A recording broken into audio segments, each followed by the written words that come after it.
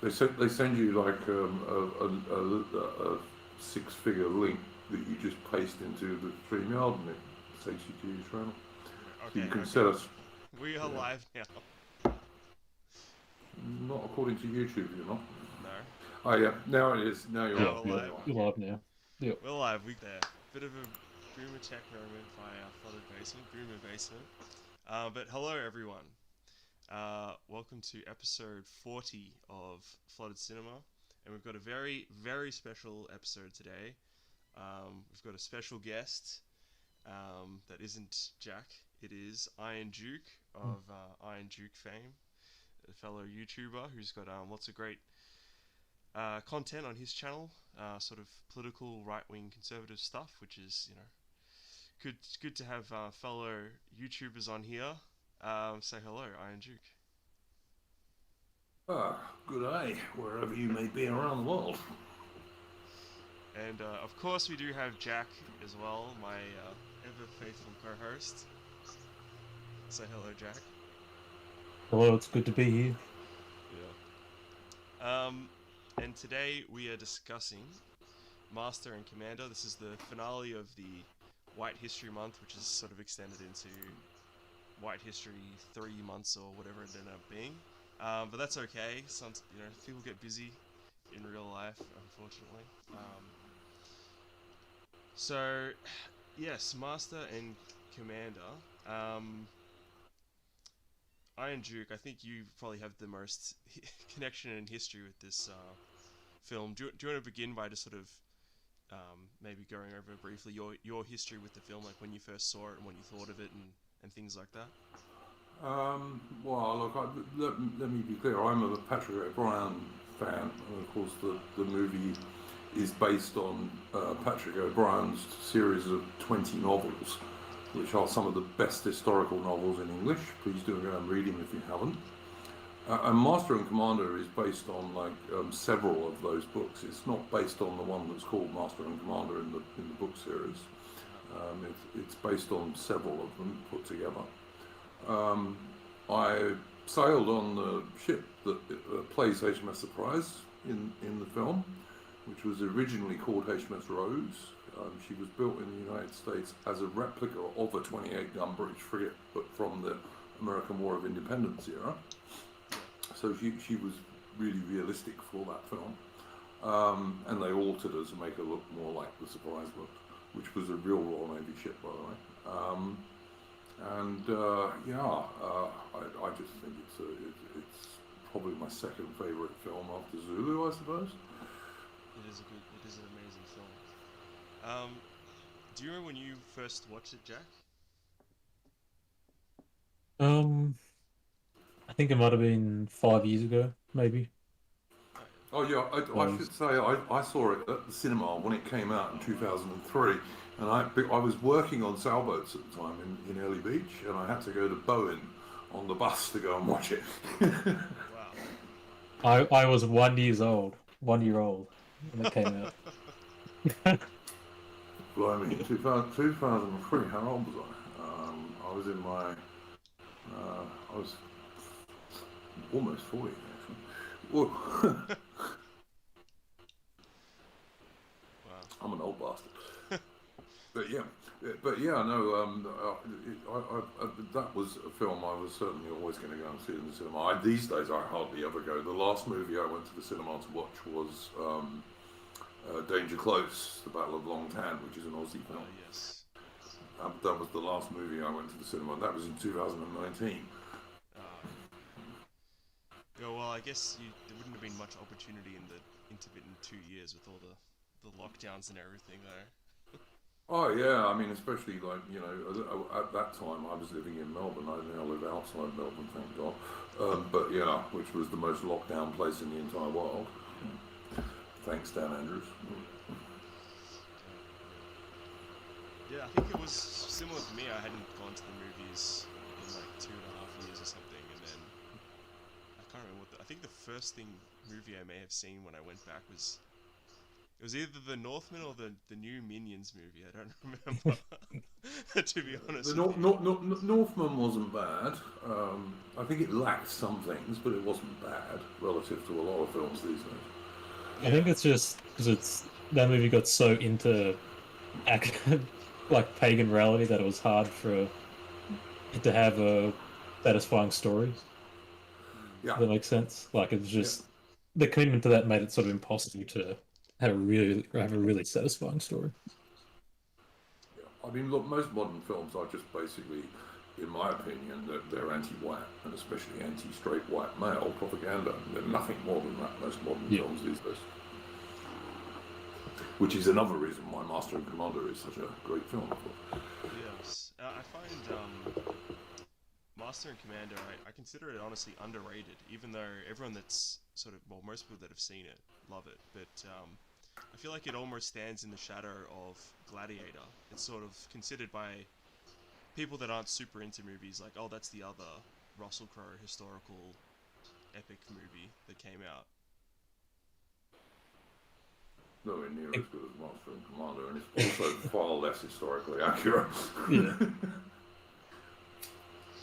It just seems like, I mean, look, to be fair to Russell Crowe, he has made it very clear for years now that he would be very happy to do a sequel to Master and Commander. mm, He's been saying that for years. He would like to do a sequel to Master and Commander. I hope we get one day, but I'm not holding my breath, I have to say. no, I don't envision that happening necessarily, unless that's some kind of, I don't know, passion project. Is Peter Weir? How old's Peter Weir? Peter Weir has Uh, retired. Ah, well, I yeah. think yeah, he's 80 yeah, something. Oh, yeah, just come yeah. on, lazy. Get out there. Yeah, I mean, look, it was, in my opinion, it's also Peter Weir's best film, to be honest with you. Yeah. And Peter Weir has made some very good films, don't get me wrong, but I think Master and Commander is like his and Russell Crowe's best film, without a doubt. And the only reason that Master and Commander did not pick up more awards was it came out the same year as one of the Lord of the Rings trilogy films, Yeah. which of course Yeah. took everything, you know. I mean, those are great films as well. So I mean, it's sort of just Yeah, tough love. I don't dislike them. Unlike the Amazon series, which is an insult to Tolkien, which is on at the moment. But yeah, they're good films. I do think that it was unfortunate for Master and Commander that it Yeah. came out the same year Did, because That was the year that, like, I think it was Return of the King. I think it won 11 Academy Awards. It was every single yeah, one it was nominated for. yeah, yeah, yeah, it's yeah, kind of crazy to think back 20 years ago now. Basically, you have these two epic films about just basically about white ethnic culture, like Lord of the Rings. yeah. For all intents and purposes, is basically the story of Europeans, and then of course Master and Commander. I don't think there's the one black guy, one or two black guys in it, but it's and obviously it's about the British Royal Navy. And the black guys in Master and Commander are not diversity hires because No. the Royal Navy in those days did have a few black guys. For one thing, during the American War of Independence, any slave who got on board a Royal Navy ship was immediately considered free Yeah. and could join the Navy. And the same thing happened in the War of 1812 as well. Okay. And of course, the Royal Navy was at that era starting its anti-slavery patrols, and they picked up some black guys that way too. Mm. I find it interesting he did Peter Weir, that is, Dead Poet Society and this movie. Like I can't think of any two films that are more. Well, there are more diametrically opposed ones, but it seems like they're quite different uh, Yeah. thematic in their like sort of themes about masculinity and things like that. Like I don't really like Dead Poet Society. I'm not sure what I you have do. never seen it. Oh, okay. I've I seen enjoy it. It's of its type. It's not terribly made, but you're right. Flooded. It's really part of that subversive stuff that Hollywood has always done to some degree. It's just very much one of those. I don't know. Yeah, follow your dreams, but in a very unproductive sort of way. It was Yeah. sort of like a nothing movie. Like I don't even know what the point of it was. They had a pretty good English teacher. I don't get it. You know what I mean? Probably pretty rare these days, to be honest. But, Yeah, that's true. I guess that's true. It Compared is. to modern teachers, he's a million times better. I think I had like there were 5 different English teachers for one of my classes, and one of them was good, Yeah. and he was like a 6 out of 10. He was good. Well, he was kind of cute, not that cute. This is where I have a slight advantage on you younger chaps. See, when I went to school from the 1970s, like a lot of our teachers were still World War II veterans and so on, and they were interesting blokes, and some of them were blokes also, which is the other thing I point out, which is healthy for boys to have like male teachers, because especially these days when you have so many boys growing up in single mother families, they have no male role models. Yeah, absolutely. Yeah. But yeah, I'm getting us a long way off the movie there. Okay. Anyway, yeah, we should come back to Master and Commander. Well, I think the first time I saw it, I was quite young, and I didn't really appreciate it. I just sort of thought it was a slightly more boring Pirates of the Caribbean or something. Then as I've grown up and matured, my tastes have matured. I've come to really appreciate this film. I think it fits nicely in that sort of what some people refer to as like dadcore type film. But I think it has a lot of flourishes and aspects to it, which elevate it. I think to just sort of have a lot of really great cinematic qualities that something like, I guess, Gladiator, or I can't think of something else off the top of my head. I don't know, the Jason Bourne films, or these sort of other 2000s masculine films kind of lacked, because they were kind of just trying to be tough guys in a lot of these other masculine films, but the masculinity you see in this is much more profound, is what I would say. I think my 3 favourite movies in order are probably Zulu, Master and Commander, and then The Cruel Sea, which was made in 1953, which is also about the Royal Navy, but in World War II. Sensing a theme. Yeah, I mean, look, my son's serving in the Royal Navy. I was actually going to say, that quote that you have up on the thumbnail for this stream, yes, where Jack Aubrey it's the toast is wives and sweethearts, and Jack Aubrey says, "May they never meet." Well, that is still a Royal Navy toast. My son has done that toast. Oh wow. Yeah. So, but as he says, it doesn't get done in wardrooms that have female officers, because of course women ruin everything. But he's serving in the Fleet Air Arm, and the Fleet Air Arm is still, thank God, a male preserve. Let's hope it long stays so. But yeah, it's these sorts of traditions that are being destroyed because as the armed forces get more feminized and so on, Yeah. But yeah, it's I think Master and Commander was kind of a passion project for Peter Weir. Absolutely. Because he went to such great trouble to make it as authentic as he could. Yeah. I think, and that is very unusual for filmmakers. He took notice of his historical advisors, which again is pretty unusual for filmmakers. And it's easily the best and most realistic film made about the Royal Navy of Nelson's era. At the time when we had wooden ships and iron men, as someone said. Yes, that's the I think the opening tagline for the beginning of the film. And they certainly were. But yeah, it's a fabulous film, and the attention to detail in it is just amazing. Yeah, you really feel like you're reading a history. Sorry, Jack. In regards to listening to historical consultants, a lot of people might not realize that most historical films, like almost all of them, do employ historical consultants. However, it's usually just to say that we had historical consultants in the marketing. and then they ignored the entire time. Yeah. Well, So I remember Lindy Beige talking about it because he's been a historical consultant on a film. Oh, okay. the And classic example is the Charge of the Light Brigade. If any of you guys have seen that, I have. yeah, and all of the British cavalry regiments in the Light Brigade have cherry red trousers, which they certainly didn't. That was just the 11th Hussars, and the historical advisor told the director that this was nonsense, and the director said, "I don't care. I think he looks better,"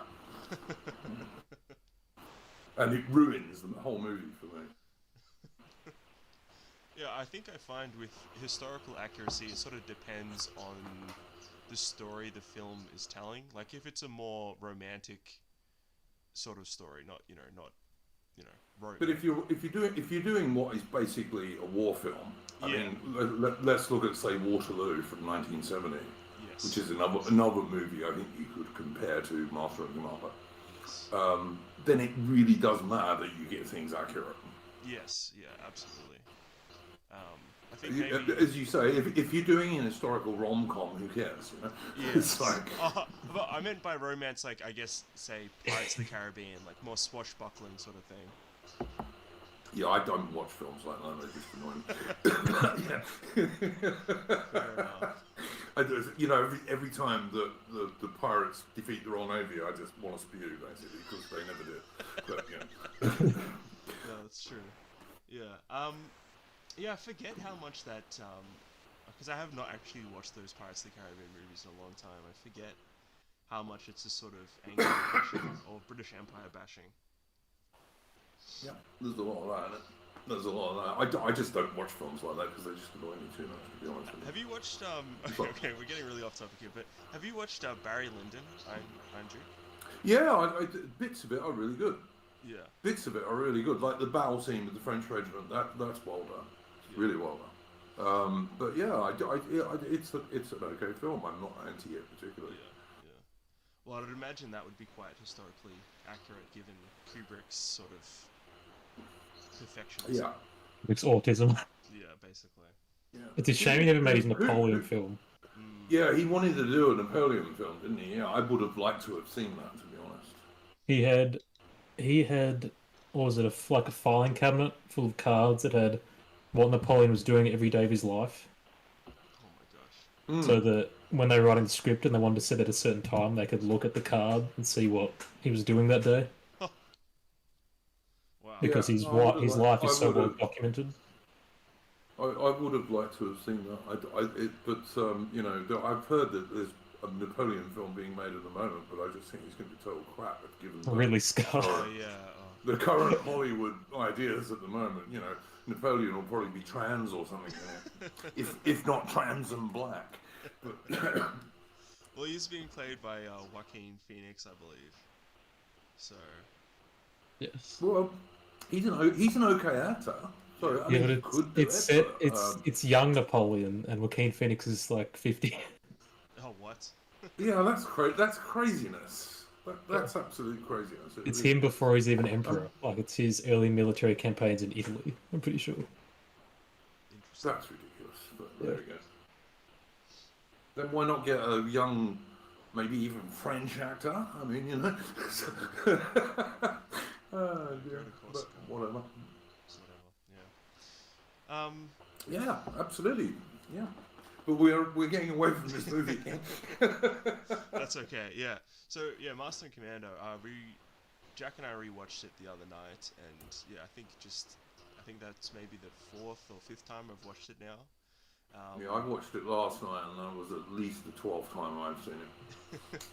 It's just yeah, I think this time watching it, I really appreciated some of the finer details. Just I mentioned this in that little promo stream we did last night, how I picked up that they named all the guns, all the cannons, and it's just there's all these little details, how they prepare the food and things like that it just really elevates the film. Even if you don't notice it, you sort of just get yourself seeped in it unconsciously. Yeah, the guys used to name their guns.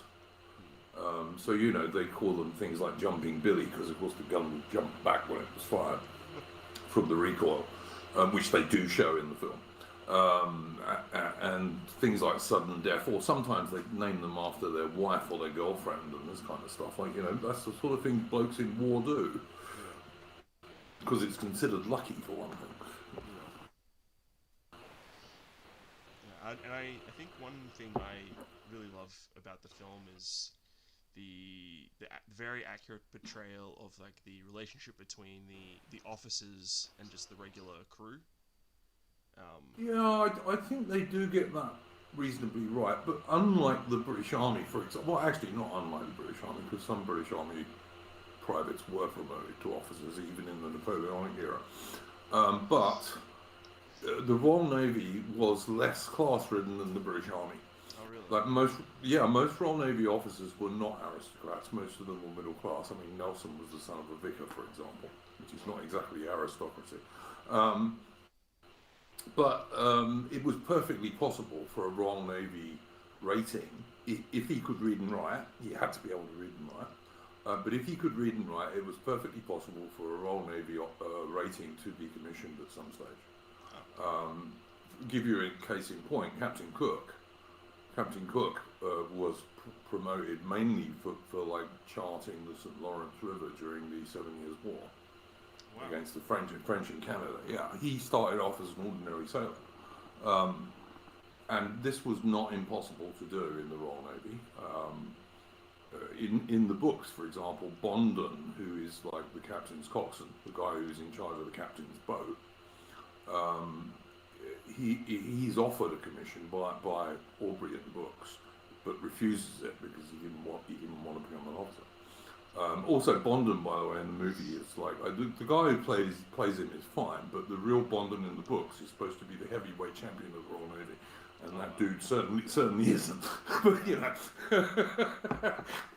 yeah, he's supposed to be the heavyweight boxing champion of the Royal Navy. But anyway, yeah, so it was possible for sailors to rise, and I think, as I was saying to you yesterday when we were chatting, Flooded. Like when these young midshipmen of sometimes as young as 12 or 13 years old went to sea for the first time, they were given an able seaman as what was called a sea daddy. And what these dudes used to do was to teach these young boys how to tie all the various ropes and stuff that you needed to, knots and things that the Royal Navy sailors needed to know in the age of sail. Right. And they taught them all this stuff, and also obviously a lot of practical seamanship.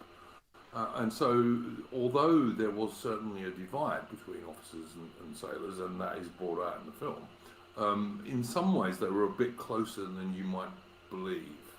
Okay, that's interesting. And also, like a popular officer, someone like Jack Aubrey. Jack Aubrey in the movie, like Lucky Jack Aubrey, is supposed to be one of the best frigate captains in the Royal Navy. It's very successful. His crews earn loads of prize money. Because don't forget, when you capture an enemy merchant ship, or sometimes even an enemy warship, the crew's got prize money, depending on the value of it. And Aubrey is supposed to be really successful. He makes his crews loads of money. And back then, captains had what was called followers. So they would be people like his coxswain, the bloke in charge of his boat, people like Killick, who's the captain's main servant, and also other sailors, and they would actually follow him from ship to ship. Right. And that is why good captains did not need to use press gangs. They got enough volunteers, because obviously if you think you're going to go aboard this frigate where the skipper has this tremendous reputation for making his crew loads of money, you know, you don't need to be pressed to do that. And also, of course, you'll get better sailors. Yes. And that is what Aubrey is supposed to be in this film.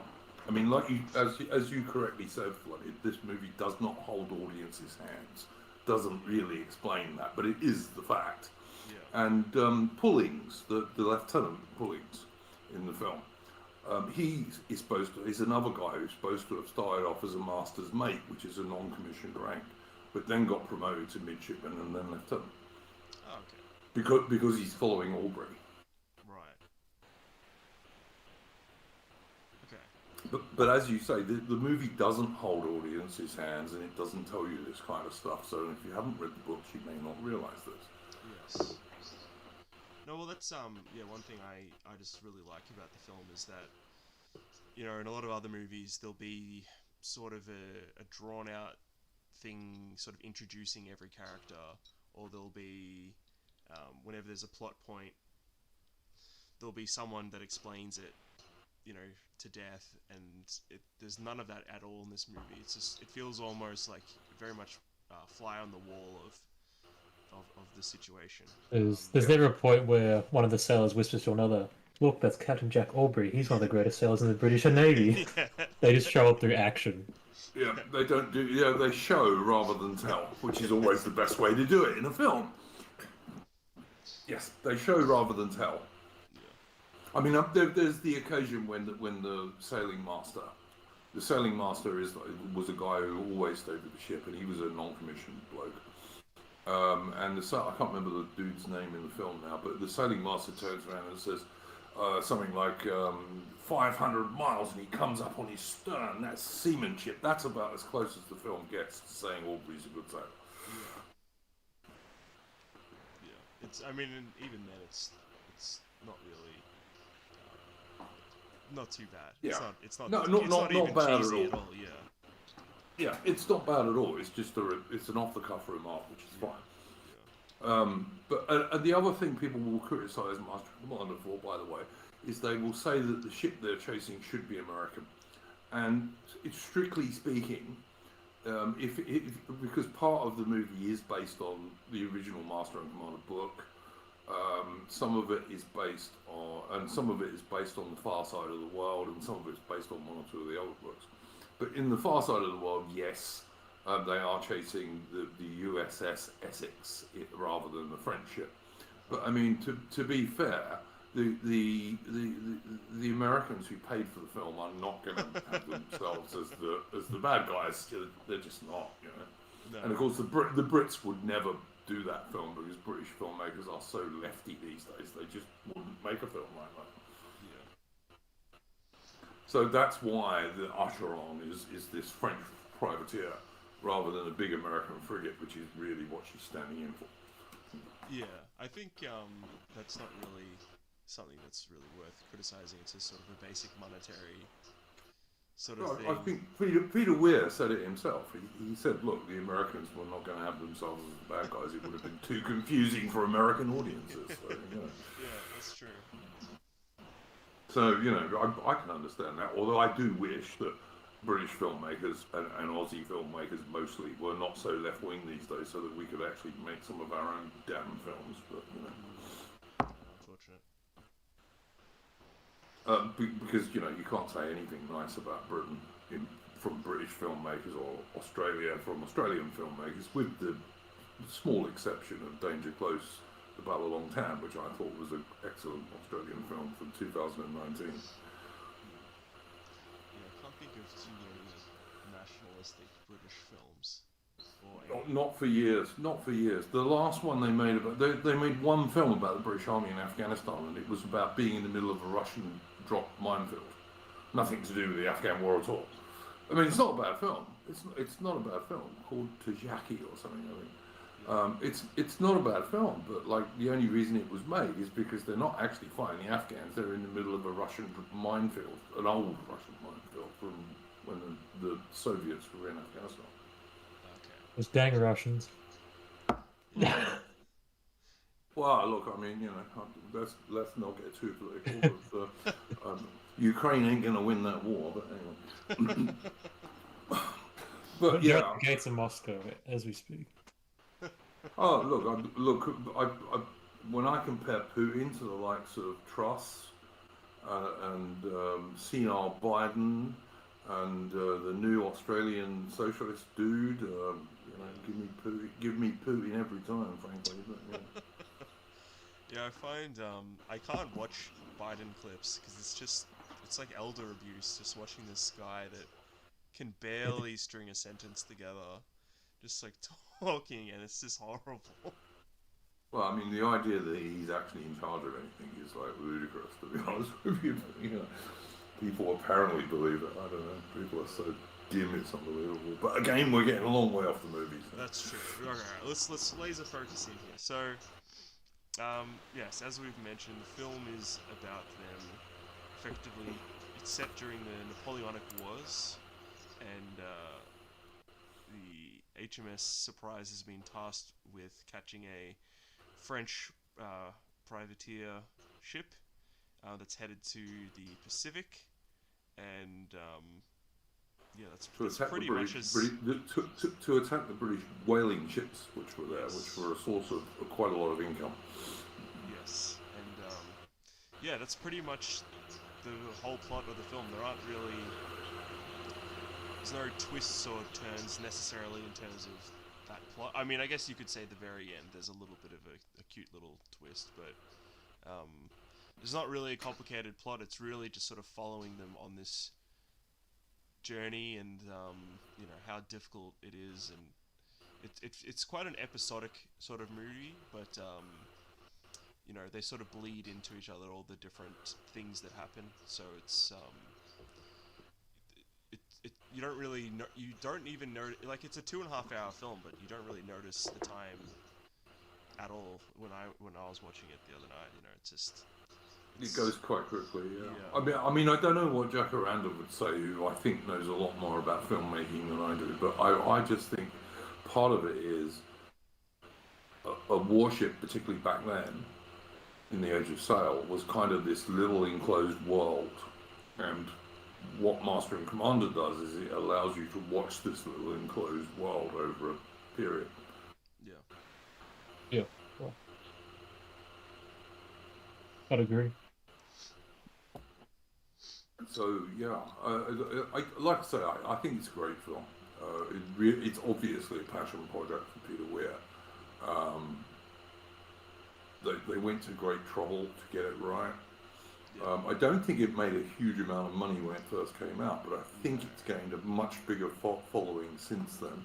Yes, definitely.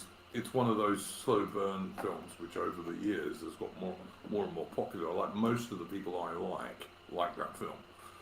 Yes, I think looking at it now, and the budget was 150 million, and its box office was 211 million. Oof. Yeah. But then marketing is usually the same as the production budget, so overall being 300 million. So it would have lost money. Yeah. It's rough. Although it would have made some of that back since then.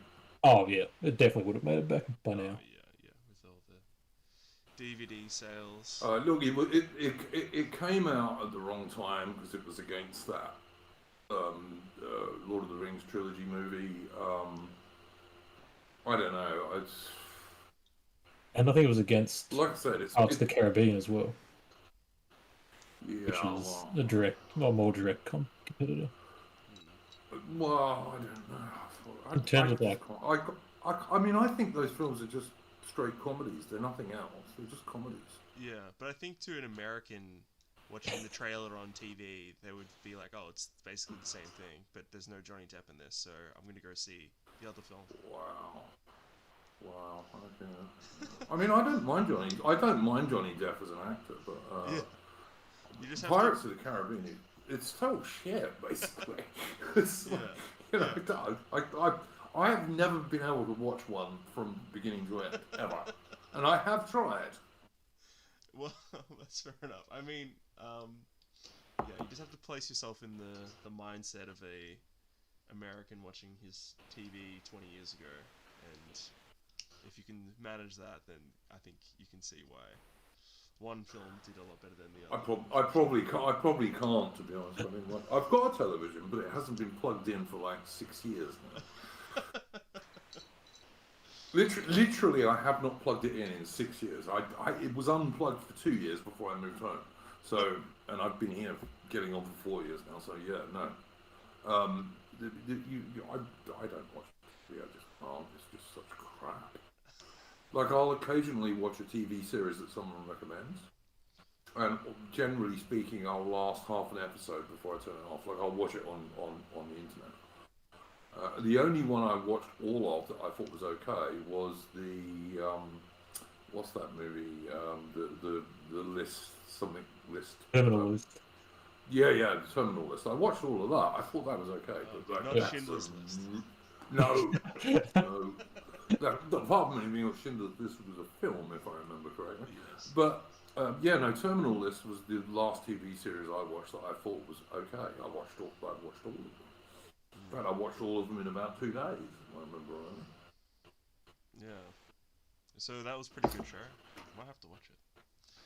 Yeah, no, it's not bad actually. Although people tell me they toned it down from the book that it's based on. Interesting. And I think we're going to get a second series of that. And of course, all the lefties detested it, which is another reason I liked it. So, you know. Yeah, it seems culturally there might be somewhat of a swing, towards the center slightly. Like the people are getting tired of, like, even people I know that are lefty have said to me, oh, they're tired of this work stuff. They just want actual TV shows and movies. So if even like lefties I know are sort of sick of it, then I don't know. It seems like. Yeah, and WB just hired Michael Zaslov, who's a purely money-driven person, to go through and basically cut out people like that from WB. He's been firing them all. That's excellent. Good. I mean, I'll give you an example. I tried to watch a film, I don't know, 2 weeks ago maybe, on the internet, and it was called something like the Kingslayers or something. And it was, the reason I tried to watch it is it was about King Richard the Lionheart, supposedly. And in the first 5 minutes, you got a black man at arms in England. And I just turned it off. I just said, no, I can't watch it. Sorry. There were no black men at arms in England in, 11, whatever it was. It's just absolute nonsense. And I'm sorry, I'm just not going to watch it. Actually, the actor who played him was the same bloke who's in Bullet Train.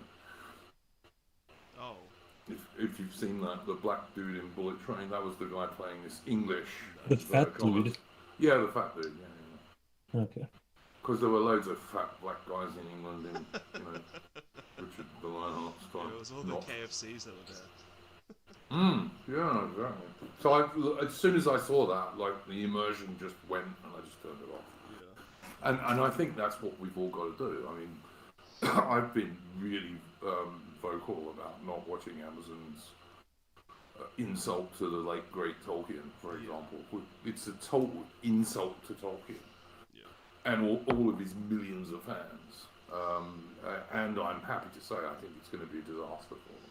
Yes, thankfully, it seems like no one is. Well, it's so bad that they have to.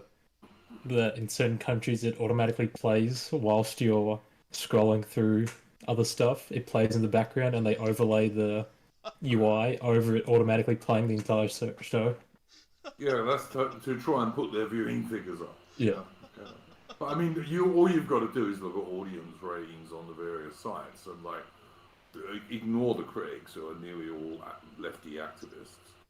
But if you look at the audience rating, it's terrible for a show that supposedly cost $2 billion for God's sake. And like the chick. It's called money laundering. Yeah, and the chick playing Galadriel. It's just a joke. She's not a good actress. She's got very bad scripts and terrible direction. Yeah, like even if it was all white people, it'd still be bad. Like the scripts are atrocious. Yeah. The Even if they dialogue is didn't have awful that show. Without all of the race swapping in it, and the ignoring of real characters and invention of characters who Tolkien never ever wrote about. Even with all that, it would still be shit just because the acting, the direction, and the writing are terrible. Really, it's like, I don't know. Again, we're getting off the film. Well, I think this movie just is so evocative. Well, it's a based film. Yeah, it's a based film. Yeah. It's almost sort of pensive at times, not quite to the level of, say, a Malick film, but I think it's yeah, it feels almost meditative at times, which I like. It's sort of, it's not breakneck speed, the pacing. It's I think sort it's of, well, I think it's just a director that enjoys like this world, yeah, so he's not concerned with rushing through it. yeah, You know? Yeah, yeah, yeah, yeah. It's like it's as Flooded said. It's like you're a fly on the wall in this little world, which is this wooden warship. mm. I suppose we should get into, I don't know, some more of the film, certain other scenes or things we liked. What did you think about the midshipman dude who is considered a Jonah? What did you think was going on there? That's yeah, I guess it seems like, Holland, I think his name is. yes, Holland. Well, like it seems like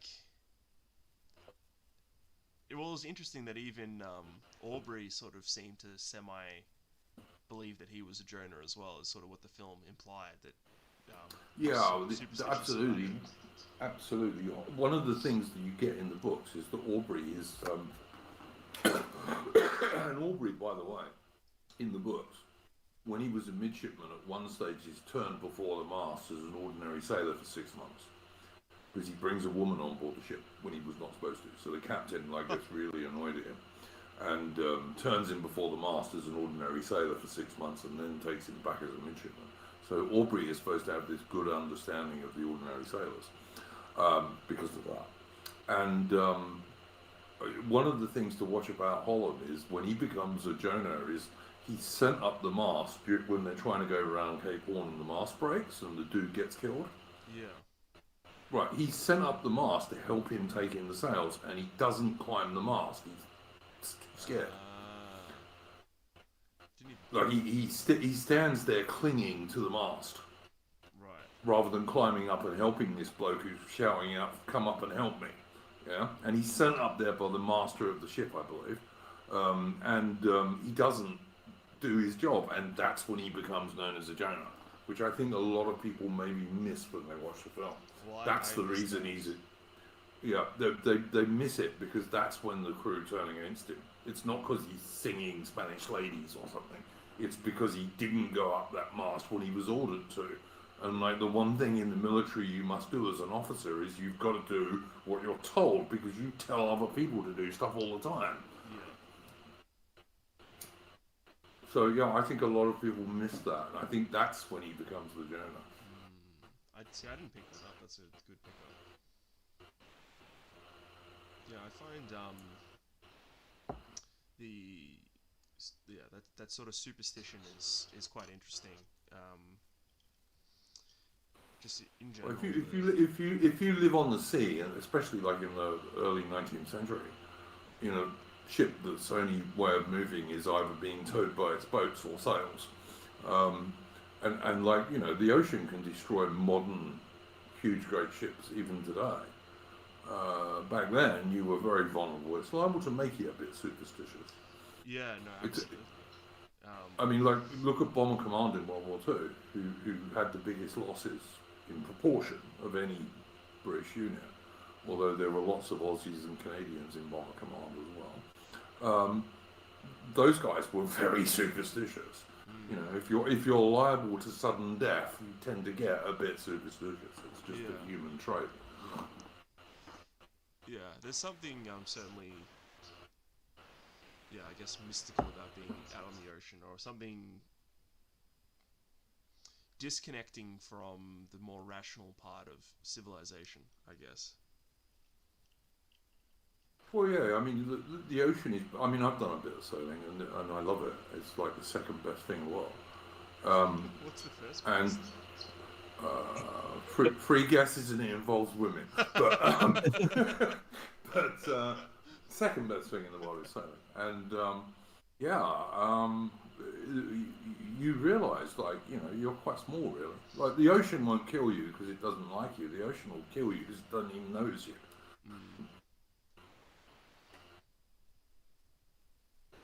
That makes sense.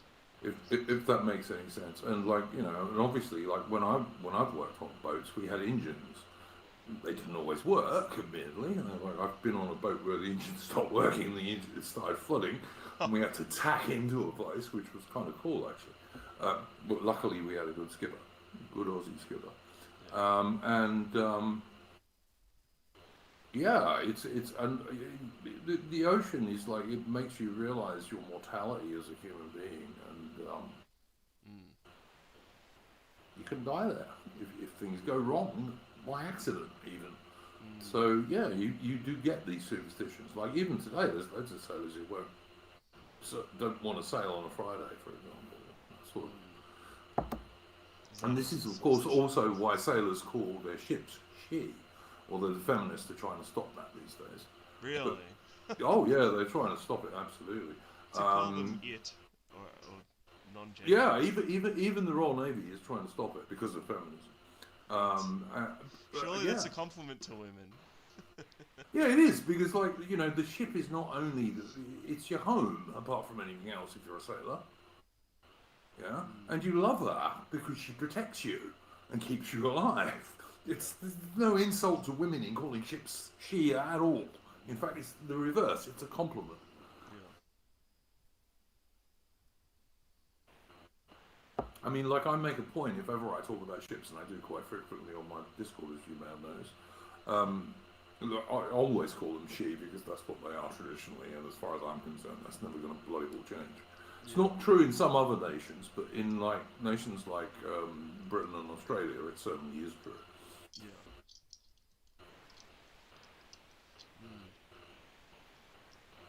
So yeah, but yeah, Holland becomes a Jonah because he doesn't do his duty, not because he sings with the sailors. Right. Yeah, I didn't pick that up, to be honest.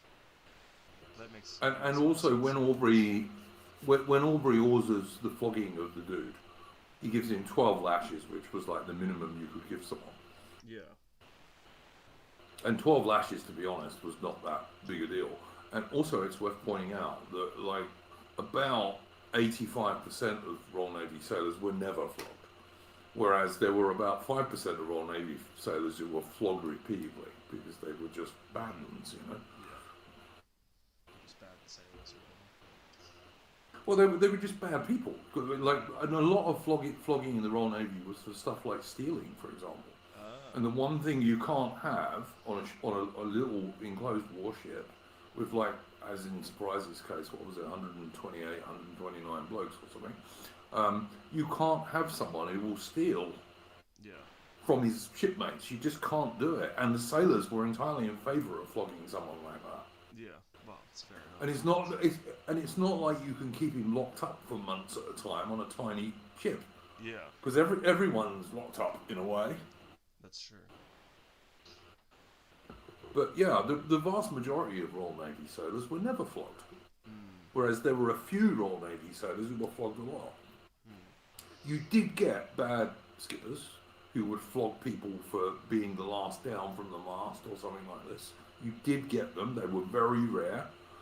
And the Royal Navy, the Admiralty removed them as soon as they found out about them. And actually, HMS Surprise was a case in point, the real HMS Surprise, which was captured from the French, I believe. And then she got a flogging skipper who would do things like flog the last bloke down from the mast. So the dudes mutinied, the sailors mutinied, and they were in the Caribbean, and they took her into a Spanish port. And of course, the Spanish at that time were allies of the French. And so the Royal Navy sent another ship out there, another frigate, and they did they got all their dudes in the ship's boats, and they went into this Spanish Caribbean port at night and recaptured Surprise and brought her back out again and put her back in the Royal Navy again. And that is the true story of the real HMS Surprise. Jeez, wow. It's nice to have someone that is knowledgeable on the show for once. Oh, look, mate, I've got a fund of useless knowledge about British naval and military history, but it's not particularly useful most of the time. But most people, I just wish more young people learnt this stuff because they wouldn't be so ashamed of their nation. You know, if you're a Brit or an Australian or a Canadian or what have you, most of our history was bloody good, to be honest. It really was. Yeah. I mean, like, the modern teaching of Captain Cook is awful. Like, it's just... Oh, yeah, I guess he was like, yeah, I guess he was a kind of a good captain and talented navigator, but he once shot a black man, Oh and my his god. that was attacking him, and his exploration Yeah. led to everything else. Like he's basically just blamed as like the reason why black people He were should he were should he murdered should here have is because he of should Captain have let the Cook. black guy kill him. Yeah. Yeah, you should have let the black guy kill him, of course, you know. Well, that's pretty much Most of us won't do that. that's the leftist morality, because whenever those videos come out of some black guy like robbing a store and then the shop owner like shoots them or whatever, everyone in the replies is like, "Oh, you're shooting him over some cigarettes and some money," like and things like that. Like they're just Yeah. any form of agency they just find despicable. Yeah, I mean, well, so maybe don't rob the store. Don't attack a man holding a pistol. Yeah. Yeah, yeah, exactly. But yeah, again, we're getting a bit off the movie. But, No, I think go ahead, sorry. I was actually going to ask Jacaranda like his take on the overall film, really. I think it's like it's hard. It's just like it's borderline perfect, pretty much. Like in terms of from like a filmmaking perspective. Like there's basically nothing to criticize with the directing or the cinematography at all.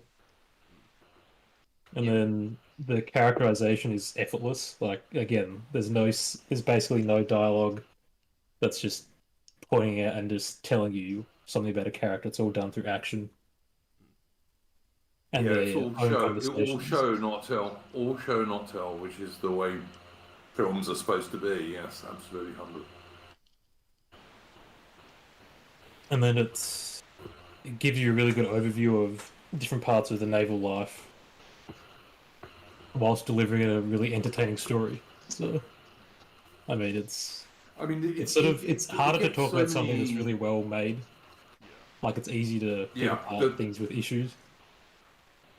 yeah. I mean, look, even little tiny details like when you see the crew eating, they have these square plates, these Yeah. square wooden plates, and that's the origin of the term 3 square meals a day. Wow. Because the Royal Navy gave you these square wooden plates. So that's where and you got 3 meals a day. That's the origin of that term, which we still use today.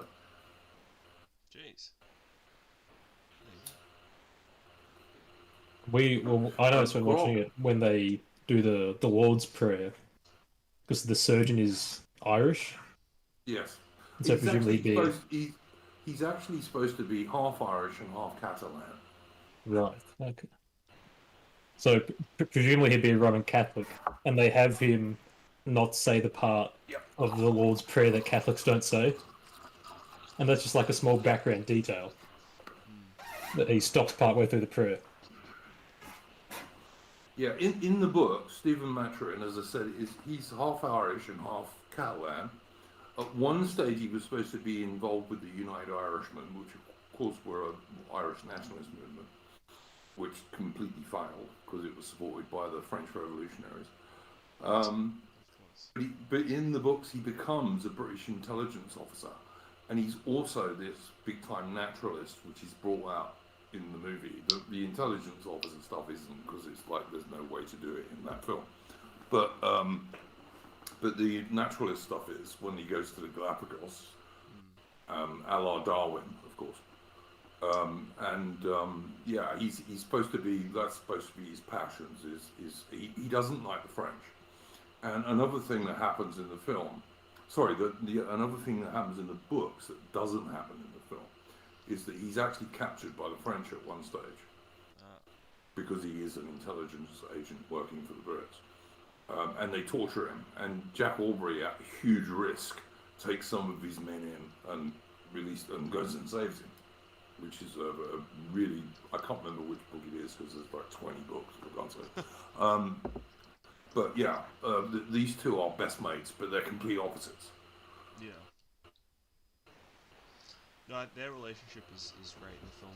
I love like when they're playing the instruments and the talks they have. I think is it's very revealing of these attitudes at the time. Yeah.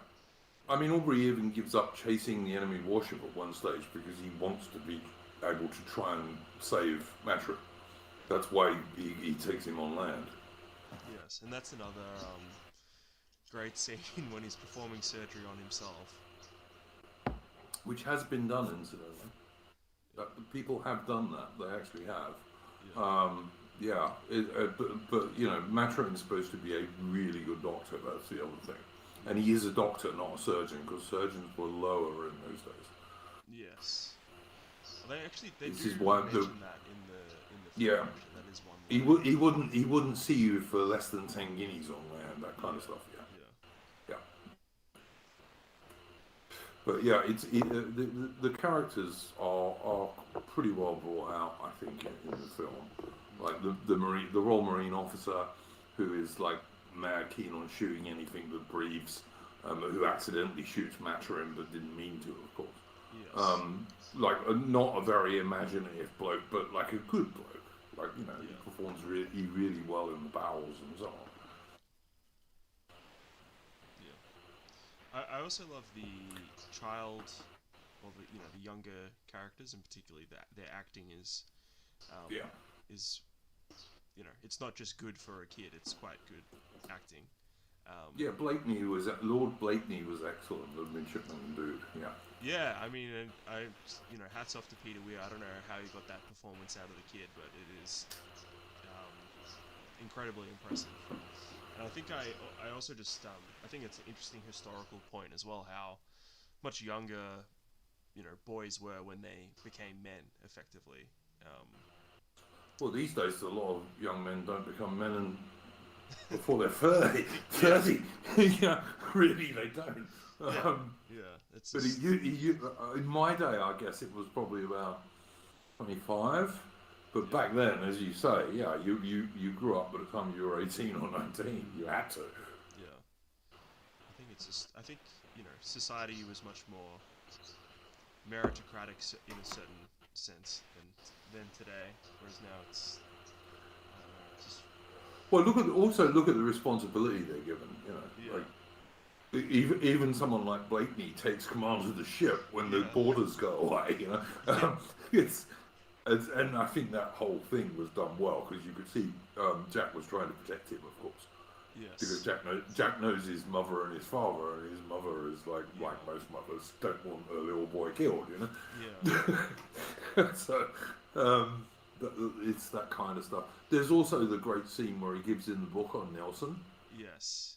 And again, it's a show don't tell.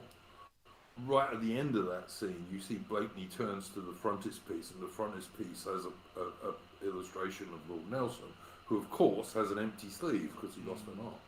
Yeah. But they don't say anything. You just have to see it yourself, Yeah. That's But this is inspiration for the boy. Yeah. And I love he's such a great character, Lord Blakeney. Just how he doesn't. Like, he just takes it in his stride that he's lost his arm, and he just doesn't even. They don't even have really a scene of him being sad about it or anything. No. I maybe back then they wouldn't have been. I mean, they were much tougher men than we are. That's true. Yeah, he could much tougher men. Lord Blakeney. Well, I don't know about that, but yeah, he wasn't very big. But yeah. Man, there's so many good things about the film. Little details like all the flying splinters from the solid iron cannonballs, which you almost never see in a naval movie, which were actually more deadly than the cannonballs themselves quite often. Yes. Things like Killick going and getting eggs from the chicken coop. Yes, I love Killick as well. It's a nice little sort of comedic relief, and he's almost like overdone, but he's like very... I thought Killick was the one piece of casting who was exactly like I'd always imagined him from reading the books. I thought that piece of casting was absolutely perfect. Yeah. Because Killick is supposed to be this miserable bastard in a million respects, but he's absolutely devoted to Jack Aubrey. Yeah. Really. Yeah. And takes diabolical liberties with Aubrey, but like he's one of Aubrey's followers, so Aubrey lets him get away with it, you know what I mean? Yeah. The one bit in the movie I thought was crap was when the sailors describe watching the building of the Alcaron in America. Okay. You know, and they build in the model. It's a big convenience. Yeah, but that's okay. But the bit I thought was crap was when Aubrey says to Killick a double ration of rum for these men, which was a normal way to grant a privilege to the sailors. And Killick says, "Well, I've been saving it." And Aubrey turns around and says, "We'll drink wine." There was no shortage of bloody rum on a Royal Navy warship. That's true. You know, there just wasn't. Like, even up to the 1970s, Royal Navy sailors got their rum every day. Have they got rid of it? Oh yeah, they got rid of it in the mid 1970s. They got rid of it. But Royal Navy sailors are still allowed, I think, 2 cans of beer a day when they're when they're like sailing and stuff. So it's The not ashes of civilization. It's still not a dry navy like the American Navy, for example. Yeah. And of course, the wardroom still has its gin and all that kind of stuff. Yeah. I mean, I think it's just ridiculous getting rid of the. I mean, it's just the way of society. Everything's being like, for lack of a better term, just pussified or feminized, I guess. Yeah, there's way too many women serving in the Royal Navy these days. And like, you know, I've watched documentaries when they're going through basic training, and the Royal Navy has these, and the Aussie Navy has them also, and has the same problem. The Royal Navy has these expensive things where you can simulate a warship flooding after being hit by the enemy. Yeah. And the sailors have to go and stop the flooding. And they still use wood and all kinds of stuff to do this. And the women always invariably end up in the corner sobbing, doing nothing useful. Always, invariably, with none of them are ever any good. Because women are not designed to do that stuff. They're not. They shouldn't be on the warships in the first place. No, not at all. It's absurd. They don't belong on warships. They don't belong in frontline units in the army. They don't belong in warplanes. They can go on a pleasure cruise. But the Australian recruiting ads have There's loads of background stuff. There's loads of support stuff that women can happily do. That shouldn't be in any frontline role, including. The Australian recruiting ads have the pregnant woman walking around in a uniform. Wow. It looks absurd. Oh no. I remember. It will kill sailors if we get in a serious war with China over Taiwan or something like that. Royal Navy and Royal Australian Navy sailors will die because there's too many women on their warships. Fact. I think one of the funnier diversity hire ads I saw, in recent memory, was the CIA. Is that the Hispanic woman? Yeah, it's like, I have time to be a single mother and do work for the CIA or something. And it's just like... and attack every right-wing American, of course, which is what the CIA and the FBI do these days. It's completely absurd. And blow up European pipelines, of course. But, yeah. whoa, not well, no yeah, they did, but you know, everyone knows that, man. Honestly, it's not really. The Brits could have done it, but they would have only done it if the Americans had told us to, because like Truss is a total American poodle, but you know. But yes, sadly, the rum is gone from the ships. It's not gone from the sailors. They still drink it ashore. Oh, okay, that's good. I'm glad to hear that. Like I was in the British Virgin Islands like years ago now, in the Caribbean, and yeah, they still make Pusser's rum there, which is the Royal Navy real rum. And for my birthday and Christmas and Father's Day, my son invariably either sends me a bottle of Plymouth gin or a bottle of Pusser's rum. What's the rum brand? Pussers. Pussers. Pussers. Pussers. That's because that was what the purser was called on a Royal Navy ship by the sailors. Pusser. Right. And so Pusser's rum is the stuff that used to be served on Royal Navy warships, and it's made in the British Virgin Islands and the Caribbean. It's still a British overseas territory. How is it? Is it a nice rum? Oh yeah, it's great. It's the best rum. Absolutely the best. Pusser's rum. Yeah, you can get it in Aussie. And if you drink gin, then try Plymouth gin, which is the one that the Royal Navy officers really like. Oh, it's actually not that expensive either. Pusser's. Yeah, it's good stuff. You'll see it's got the white ensign on it. Yeah. That's pretty cool actually. I'm gonna have to buy a bottle of that after the show. Yeah, and rewatch the movie maybe. Yeah, Pusser's rum is great. And they do a drink in the British Virgin Islands called a Pusser's Painkiller, which is like, it's about 7 Pusser's rums in one drink. And this particular bar I went into, I was actually running a sailing holiday in the British Virgin Islands, by the way. It's a great place to sail in.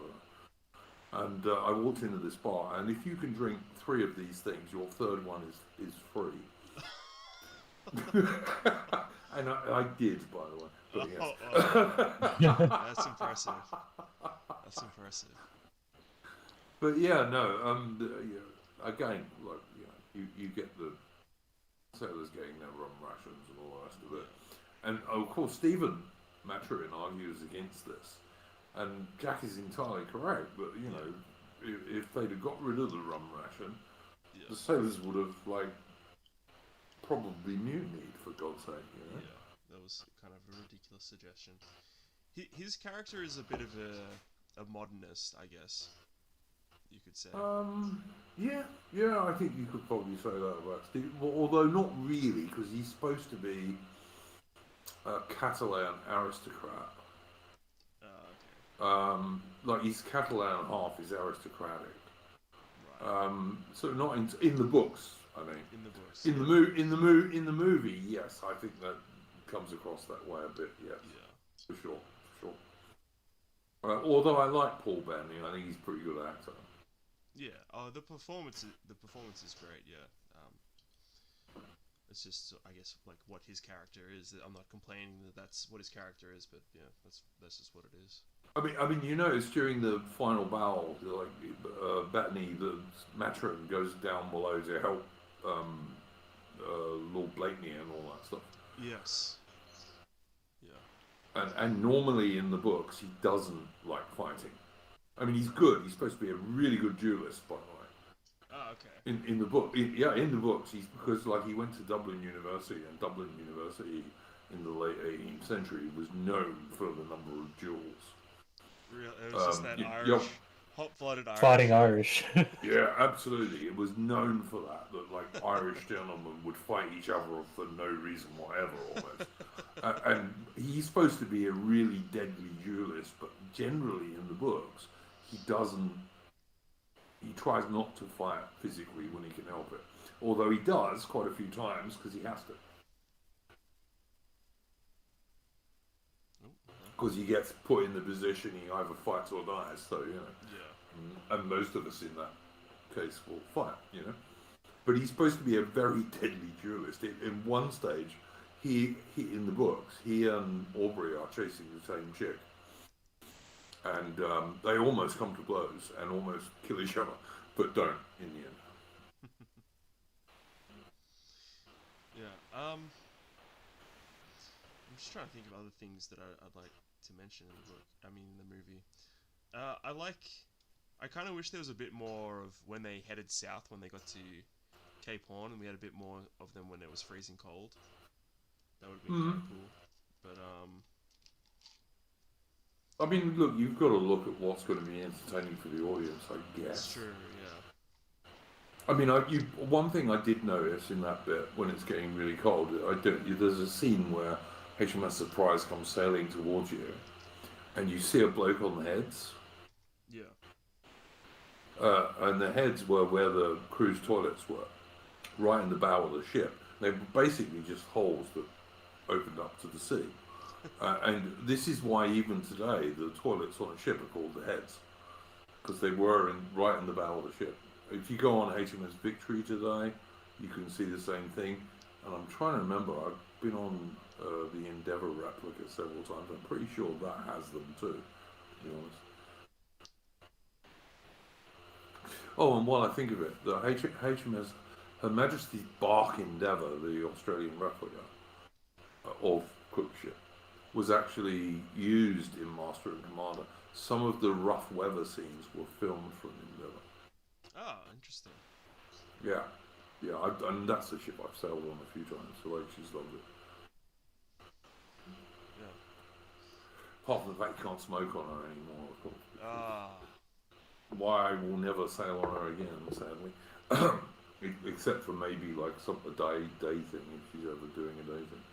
Yeah. But yeah, I'm sorry, I'm a smoker. I can't be on a ship where you don't smoke. Yeah, fair enough. Yeah, this is really the trouble with modernity. Yeah, with modernity. You have to conform constantly. All their rules. Yes. And like, you know, back then, someone like Jack Aubrey, captain of a warship, like, he was given his orders, but to be given any other orders would take like 6 months to a year to get to him, from England to Brazil or in the Pacific where he ends up. So they had total freedom in most respects, you know. Yeah.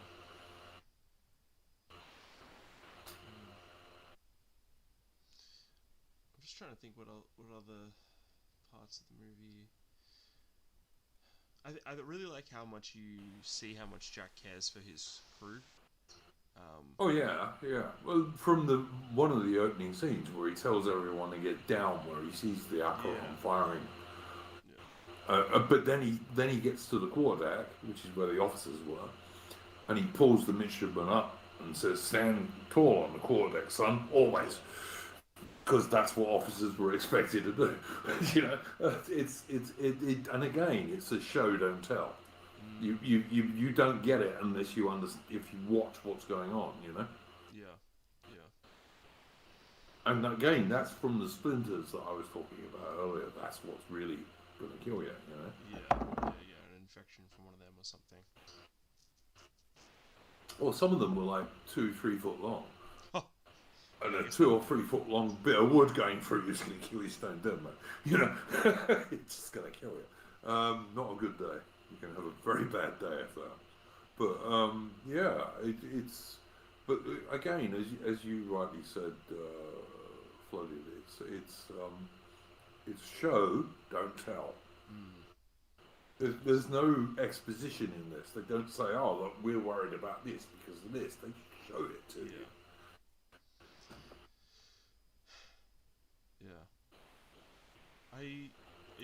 Do you remember the bit where the midshipman who gets killed in the last battle gets put on this raft with the lights? Yes. Again, that was something that really happened in the Napoleonic Wars. The Royal Navy really did do that, and many of Aubrey's doings in the Patrick O'Brian books, many of them, not all of them, but many of them are based on Thomas Cochrane, the Scottish captain's, or eventually admiral's, doings. Oh, okay. And he's also an anti-hornblower. The other thing about Aubrey is he's an anti-hornblower. Like, Hornblower, don't get me wrong, I like C.S. Forrester's Hornblower. They're very good. TV series was pretty good too. But Aubrey is the opposite of Hornblower in many respects, and like Patrick O'Brian did that on purpose. So Aubrey is a very big bloke in the books. In fact, he's bigger than Russell Crowe is, really. In the books. He's also a musician, whereas of course Hornblower is tone deaf.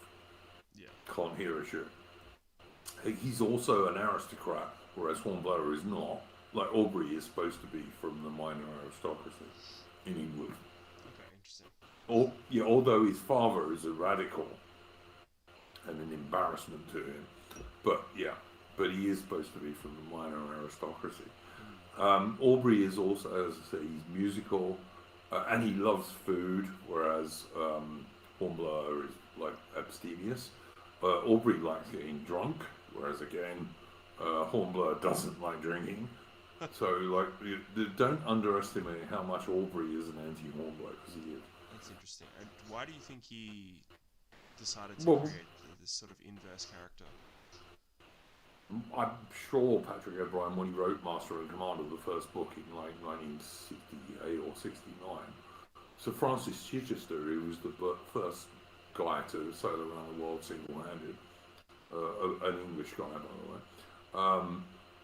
said it was the best sea story he'd ever read of Master and Commander, the book, which is nothing like the movie, by the way. As I say, the movie is based on 2 or 3 of the books. Right. In fact, probably 4, really, but anyway. I think he did it on purpose. He thought, well, I'm going to write this stuff and I'm going to make him an anti-Hornblower. One of the things Patrick O'Brian would have done if he'd have known how successful he was going to be is he wouldn't have started it in 1805. He would have started it in the 1790s. Right. Because what Patrick O'Brian has to do in the books is he makes a long 1812. And there are probably 8 books out of the 20 which are really set in 1812. But he doesn't tell you this, but if you read the books, you'll see what it means. Because he starts it in 1805, and I think had he known how successful these books were, he would have probably started it in 1795 or something. And then you wouldn't have got this long 1812 that you get in Patrick O'Brian. But Patrick O'Brian's books, look, I can't recommend them enough. They are pretty close to literature, I would say. And if Britain was not so, if the arts side of Britain was not so lefty, he would have won the Booker Prize at least once. Yeah. Because his books are brilliant. They're deeply researched. The lingo that he uses is authentic early 19th century language, English language.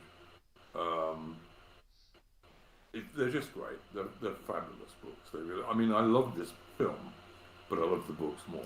Oh, yeah, fair enough. Fair enough. You've convinced me to check them out. I'll have to give it a go, mate. Give it a go. Start with Master and Commander because it's not the most difficult one. But don't expect it to be like the film because it's not. The only bit about that is like the film is the fact that in the end Jack ends up fighting this much bigger Spanish warship. And that is based totally on a Thomas Cochrane battle, which was entirely true. Oh, okay. Interesting. Like most of the stuff that Patrick O'Brian put into the books were stuff the Royal Navy really did. There's nothing fictional in there in terms of the battles and so on. Yeah. They're all like historically accurate. And I guess that was what Peter Weir, who's probably Australia's best film director. I don't know what you do think. Would you say he was? I think he probably is. Yeah, I'd say so. Yeah, I mean, either him or Mel Gibson. Yeah, I guess if you count Mel Gibson. I do. Well, yeah. Yeah, I don't know. I suppose you could call Gibson an Australian film director. I'm quite looking forward to seeing what he comes up with this follow-up to the Passion of the Christ film he's going to do. So we'll see. Yeah, I think it will be quite interesting. I'm sure there will be lots of screeching harpies complaining about it when it comes out. Oh, look, the only thing I don't like about Gibson is he's very anti-Brit, but you know. What do you mean? The Patriot is a documentary. Yeah, so is Braveheart, you know, right? Yeah, I don't know why he hates the British so much. I do because he's Irish. Oh right. My mother was Irish. My mother was Irish, right? But she moved to England and married an Englishman.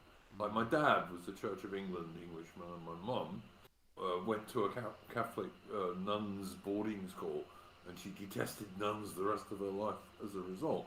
But but yeah, I kind of get it. Like I did 2 tours in Northern Ireland with the British Army, and I always thought it was crap, to be honest. And what we have now is that the Irish nationalists are filling Ireland up with third-world immigrants, which the Brits never did, strange to say. Yeah. But there we go. Well, that's because it's not a pro-Ireland movement. It's just an anti-British movement. Yeah, pretty much like the SNP in Scotland, which is also fairly Irish, to be honest, rather than Scots. But you know, it's a different Really? story. Oh yeah, like the SNP. Look where it's got its support, and most of the SNP supporters are actually more Irish than Scottish. Wow. You got to look at Glasgow and Rangers, which was the loyalist Protestant side, and Celtic, which was absolutely the Irish Catholic side, and immigrants for the most part. But yeah, The perfidious The Celts. Irish question. Yes. yeah. I did a stream a week or so ago where we were talking about Northern Ireland, and you know, we'll see what goes on. I'm an Anglo-Celtic loyalist. I'm an Anglo-Celtic nationalist because real British people are Anglo-Celtic, and most Australians are the same, and so are most Canadians, really, apart from some of the French guys in Quebec, I think. But yeah, I don't know.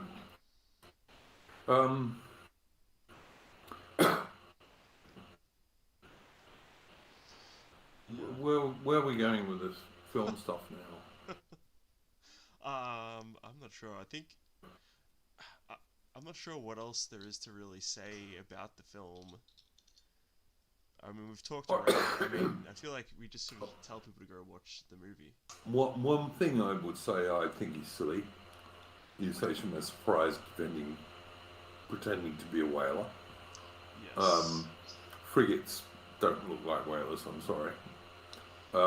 That bit I found disbelievable, to be honest. Is that not in any of the books? No. You could probably have got away with that at a long distance, but you certainly wouldn't have allowed, like, Acheron would not have been able to come up alongside her like she does in the film and not see she's a frigate, not a bloody whaler. They were completely different built ships, you know. Frigates are long and thin with a big gun deck, and whalers tended to be quite wide with like one or two guns for self-defense, you know. So yeah, I that bit I thought was a bit silly, but I mean, all right, fair enough. I can suspend my disbelief for that bit, I guess.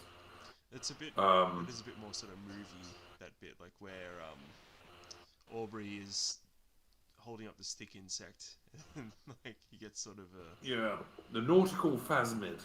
yes. Same as taking the trucks, the wheels, off the back of the guns. Yeah. I'm not sure why that you need to do that. You can elevate the gun enough to hit the mast without doing that. And like, if you've got recoil, you can then run the gun out and fire again. So why is it better to be only able to fire once than 3 times? And like, one of the things Royal Navy sailors were known for in those days was firing much more quickly than any other sailors, because they did more training and they were better. So yeah, I did that bit.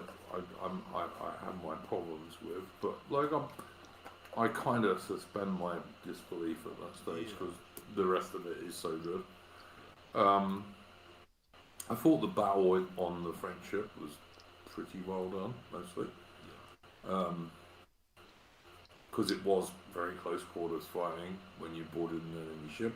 Yeah. And for once they didn't have loads of guys swinging on ropes that magically came from somewhere or other, I don't know where, which like they've done forever in movies. But no one stabbed their knife into the sail and slid down it. No, that's true, yes, absolutely. We must be thankful for small mercies of realism, I guess. So yeah, I got no problem with that stuff. But yeah, I thought that bit was a bit silly in some respects. I don't think what else really. There was something, and it's gone out of my head now. I think we've pretty much discussed everything that I had in mind, like in terms of. I mean, to be honest, most of what I was thinking about when I was sort of watching the movie was, yeah, just comparing modern day to back then and how much things had changed. Um, sort of the more broader things that it evoked for me. Oh yeah, there was something like I love the Aubrey has a fairly ponderous sense of humour in the books, which Yes. and they did try and bring this out in the film. So you know you have stuff like I love and it was a true Royal Navy joke about the lesser of two weevils. You know when they're sitting around at dinner and Jack says to Stephen Matron, which of those two weevils would you pick if you had to, you know? Yeah. And he looks at them, you know, with his glasses, and he says, wow, if I had to, they're the same species of Carculium. But this one has significant advantages in length and girth.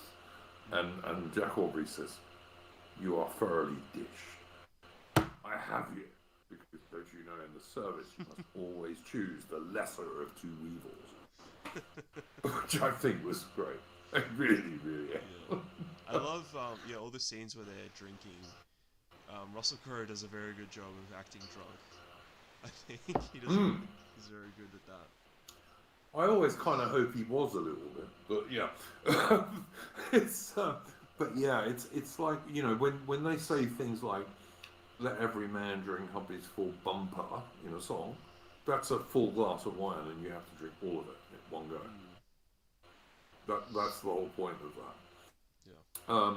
But yeah, it's also stuff like when he's asked about Nelson, and Aubrey turns around and says, "I had the honour and privilege of speaking to him twice." Because Aubrey is supposed to have fought at the Battle of the Nile, where the Royal Navy totally destroyed the French fleet. And Aubrey turns around and says, he turned to me and said, "Aubrey, would you pass the salt? Kindly pass the salt." And I've always tried to say it the exact way ever since. And you know, that is the kind of thing that you would do, because Aubrey is supposed to hero worship Nelson, as indeed did most Royal Navy officers and many Royal Navy sailors, because he was just such an extraordinary admiral. But then, of course, he comes on to the more serious thing, and this is a true story about Nelson, when Nelson was in a ship's boat on a very cold, wet night, and someone offered him the ship's cloak, and he said, "No, I don't need it. My zeal for my king and country keeps me warm." That is a true Nelson story. He really did say that. And the great thing in the film is that Aubrey turns around and says, "Well, if you got this from somebody else, you'd say, oh, what stuff and nonsense." But with Nelson, you throw your heart glow, because it's true, because Nelson was this extraordinary leader who was deeply loved by his fellow officers, but also by most of the ordinary sailors as well. Like, Nelson was anything but a flogging captain, you know?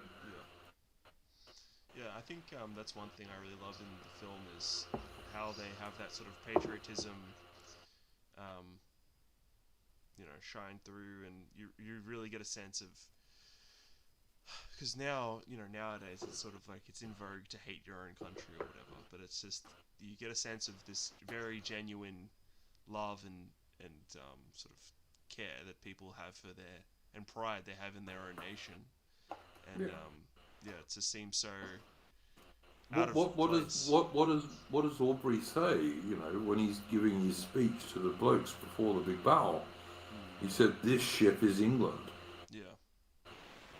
And I'm pretty sure that if you looked at great battles, even in World War II, I'm trying to remember what's that very famous Royal Australian Navy battle with a little Royal Australian Navy corvette against like 3 Japanese cruisers and 4 destroyers, all of whom would have killed her dead on their own, and the captain to defend his convoy got this little Aussie warship to go and attack these guys with a 3-4 inch guns. That sort of thing was still there in World War II. I didn't think it is anymore. No, unfortunately, doesn't seem that way. You know, I don't think you'd get that now, sadly. But I think in World War II you still did. Like I said, I need to try and find this shit score. Go on, talk amongst yourselves, dudes, while I find this name of this Royal Australian ship, which Royal Australian Navy ship, which actually does need to be named. Yeah. I don't know. I really don't have that much more to say about the film. Jack, what are your thoughts? Any other things that stood out to you? The music is really good. True. As is the cinematography. Yes. Like the constant swaying of the camera, just slightly, whenever yeah. they're on the boat.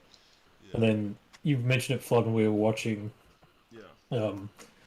That it highlights when he's doing the surgery, the stable ground. Yeah. You sort of realize, wait, the camera isn't swaying. Yeah, because you just sort of, it becomes hypnotic. You don't even notice that the camera is always swaying. And then, yeah, you have this one. And it adds intensity to that scene as well, because it's the very first scene on dry land. Yeah. Yeah, it's great. Well, it's something that would have been easy to mess up as well. Like, just having the camera sway slightly too much would have thrown off the entire thing. It would have been annoying. Yeah. But they managed to get it the right amount. Yeah, it's subtle. Yeah. Yeah, it's extremely impressive they managed it. Yeah. I love when they're setting up on the Galapagos and they're like playing cricket and stuff. Just like. And they get the cactus alcohol. Oh yeah. Cactus gin. I guess that's tequila. Yeah. If my alcohol knowledge serves me correctly. Okay, there you go. I found it, guys. Okay. The Royal Australian Navy from World War II action that you need to look up is HMAS Yarra, named after the river in Melbourne. So that's YARRA. And I don't know if it's still true, but there was a good Royal Australian Navy website called The Gun Plot that had a good thing on it, but you can also find it on Wikipedia and what have you. But she was a little tiny Australian corvette that took on 3 Japanese heavy cruisers and 4 Japanese destroyers on her own to defend her convoy. And of course she was sunk in the end, and she went down still firing her guns. Wow.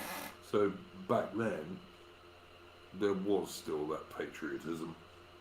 Certainly in the Royal Australian Navy there was, for sure. Yeah. So, but yeah, that's a very interesting battle to look up for people. But yeah, I don't know. I think we probably covered most of this. Probably, I don't know. I think we've said everything that we sort of felt about the movie. I guess we got into our feelings. No, I mean we've covered it. It's the sort of movie where it's sort of redundant to go through it plot point by plot point. I guess that's like as Jacaranda mentioned, it's the better a film is, the harder it is to talk about it. And that's Yep. what I've discovered doing this show is that's why it's good to sometimes you just do an episode where it's just a crap terrible horror film that you can just sort of say everything's stupid and it makes it a lot easier, but but it is good to cover these films and recommend them to people. These actually good movies. But yeah, I think I've pretty much exhausted my thoughts on Master and Commander. How about you two? Yeah, I have as well. Cool. Can I shill now? Yes. Shill away. Sorry, guys. No, look, I want to shill my channel, cause which is 99 Ironduke, by the way, because I have 999 subscribers. So anyone watching this, you might be the 1,000th subscriber. Oh, really? You just one off? Yeah, I'm one off. We got 999 subscribers. That's exciting. And also, I would like to say, I have a Odyssey channel, which only has 23 subscribers. Also 99 Ironduke, and like all my stuff that goes up on YouTube gets put on Odyssey. I did it deliberately because I know eventually YouTube will ban me, because that's what they do to anyone who is not insane and left wing. So yeah, do that. Caps, and that's the end of my shilling group. Oh, and also of course I will have a splendid isolation stream on Saturday evening UK time, which is Sunday morning Australian time, Right. which I do every week, and I think we're now up to 92 or 93, something like that. Oh, wow. And I do want to do, by the way, speaking to both you chaps, I do want to do a new old Commonwealth stream, which I haven't done for ages, with like people in Australia and Canada and what have you, on my Discord. And you two would both be very welcome. Excellent. To come and join that for sure. Excellent. Yeah, I'd be up for it. Oh yeah, Jacaranda, you'd be more than welcome, mate. Honestly, I've been trying to do one for ages, but like I put it out there and I just don't get enough people coming back saying, yeah, all right. Because like if I can get 2 Aussies and 2 Canadians or something like that, great, we'll do it. And I just think that's something that you don't get on YouTube. There are a few Brit channels, not as many as American, obviously, but there are not many channels that like talk about the old Commonwealth, which is, for anyone who's watching this, the old Commonwealth used to be Britain, plus Canada and Australia and New Zealand, and back in the day it included South Africa. But that was the old Commonwealth. It was kind of in the good old days. yeah, the best bit of the Commonwealth, in my opinion. But there we go. Well, But, yeah. I think we've pretty much covered. We've covered everything. I think this was a great discussion. A lot of interesting digressions. I'll have to go back through and maybe clip some of them up. Do go and watch Master of Commando if you haven't seen it. You'll like it, I suspect. That should be the takeaway from this, if anything.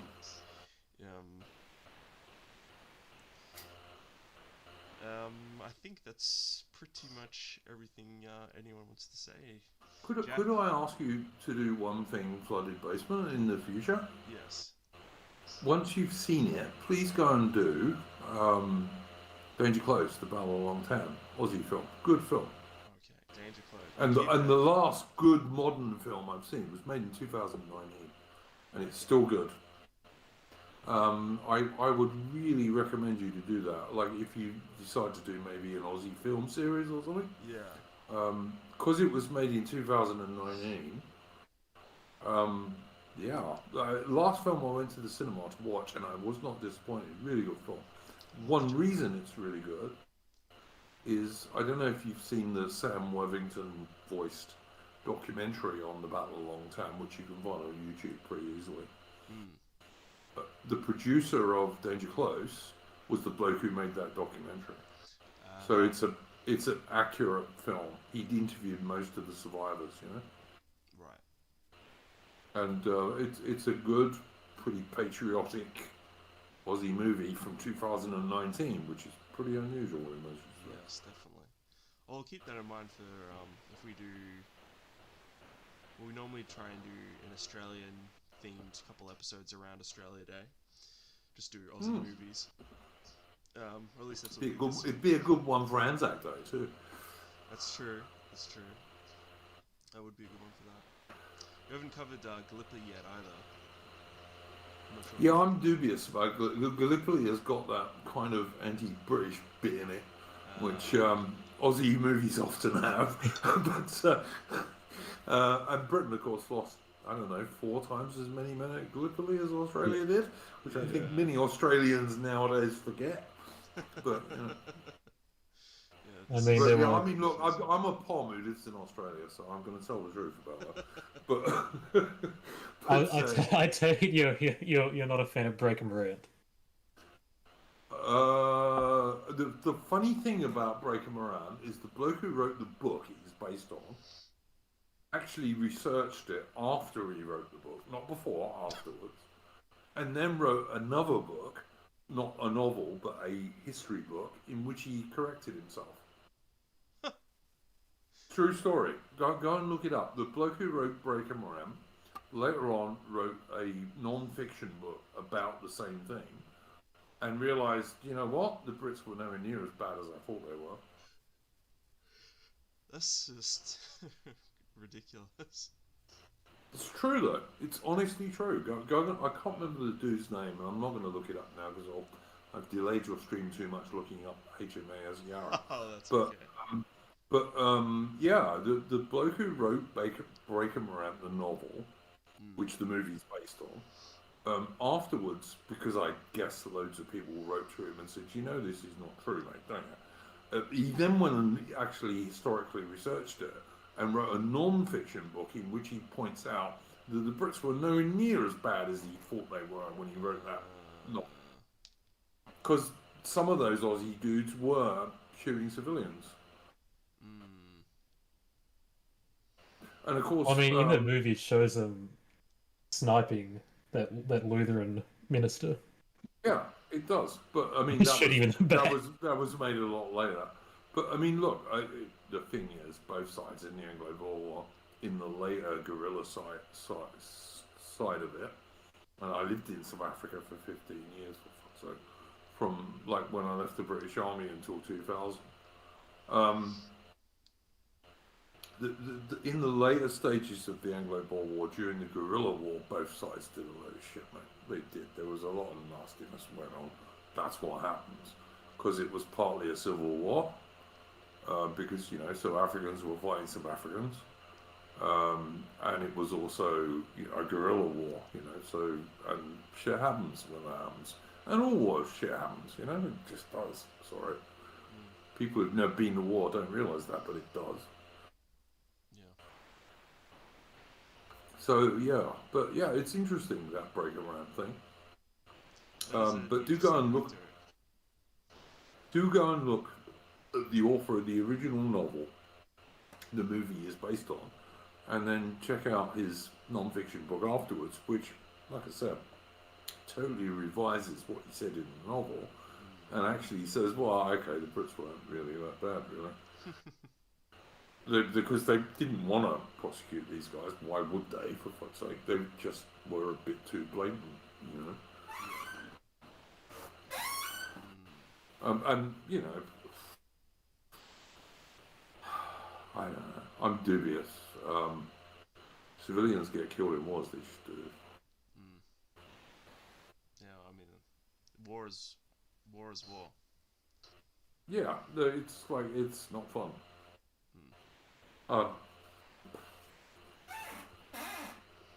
What do they these days they call it collateral damage. But then, you know, I've been in a village in South West Africa where every man, woman and child and old person was dead, all killed by SWAPO, and SWAPO now runs South West Africa, and they're great, and they're members of the UN. Yeah. So, you know, whatever. Yes, well. The whole South Africa situation, just, it's what we've got to, I mean, hopefully Australia won't be so bad, but it seems like America. I don't know, I'd watch people like Conscious Caracal on YouTube, who's a South African Afrikaner dude, works for Agri Forum in South Africa, which is a really good organisation. Go and watch some of his videos. I was hopeful at one stage, because I think there was some Aussie politician who said, let's offer Afrikaners asylum. But it was the one that, I forgot his name, the one that got his staff pregnant. I forgot. Yeah, maybe. But everyone quickly stepped on that and said, no, we can't do this. And of course, the only nation to this day that has really offered Afrikaners political asylum has been Russia. And a fair number of Afrikaners have indeed moved to Russia, as have some Australians, I might add. You know, there's a really good Aussie Girls channel I follow, and she lives in Siberia. A good channel. She speaks good Russian too, apparently. But yeah, again, we're a long way off this movie. But, Yeah, well, I think we'll have to cut ourselves off, otherwise we'll keep going for another half an hour or something. Yeah, again, everyone, make sure to subscribe to Ironduke's channel, which is 99 Ironduke, or Ironduke. Is that correct? hang on, it's 99 Ironduke. 99. Capital I, capital D. Ironduke. Yeah, hang on, mate. I'll stick it in the chat of your I'll pin it. channel.